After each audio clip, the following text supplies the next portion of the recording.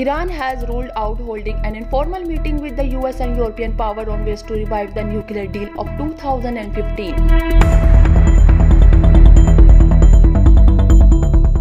In Myanmar, at least 18 people were killed and over 30 wounded when police opened fire on a crowd protesting against the military coup. Russia has launched a space satellite to monitor the climate and environment in the Arctic.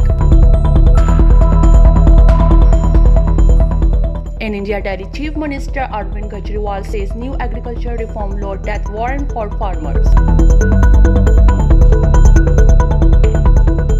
The Supreme Court of Pakistan has announced that the Senate election will be held under the Constitution and the law.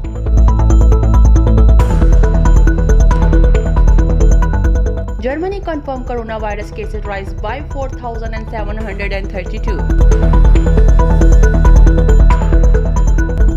Houthi militants fire a ballistic missile towards the village in Yemen, Marib. Russian warship enters Sudan port in a new military deal. Dubai tourists get free visa extension till the end of March.